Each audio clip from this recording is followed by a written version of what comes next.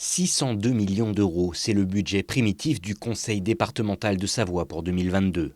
En hausse de 1% par rapport à l'année dernière, il se compose d'une enveloppe de 145 millions d'investissements et 457 pour les dépenses de fonctionnement, qu'il s'agisse de frais de personnel, de fonctionnement de service ou de dépenses d'intervention en faveur de l'éducation, de l'environnement, du tourisme ou encore de l'agriculture, du sport et de la culture.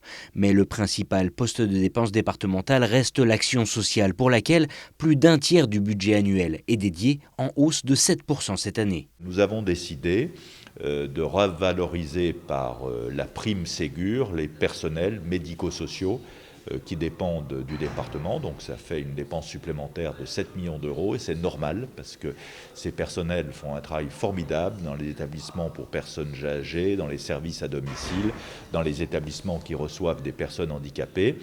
On sait qu'il y a de grosses difficultés, encore, et il faut donc que l'État suive ce que nous avons fait.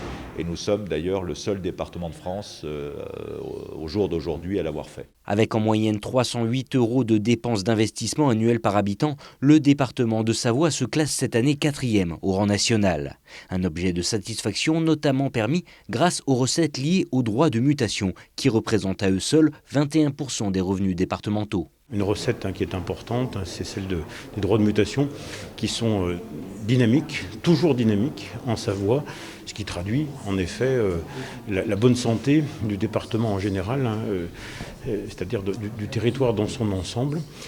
La nuance et la prudence, c'est avec les recettes sur les remontées mécaniques que nous réintroduisons cette année suite bien sûr à l'absence d'activité.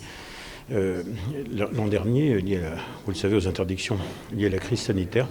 Bon, mais cette année, on reste prudent, puisque vous l'avez vu, par exemple, aujourd'hui même, les Britanniques sont interdits de séjour sur notre territoire. Donc ça peut amener à des variations plutôt à la baisse par rapport aux recettes que nous envisageons. Mais enfin, il faut rester optimiste. Quant à l'investissement, qui représente 24% du budget global, il se décline à travers l'éducation, la culture, la transition écologique et la politique routière qui nécessitera 48 millions d'euros en 2022.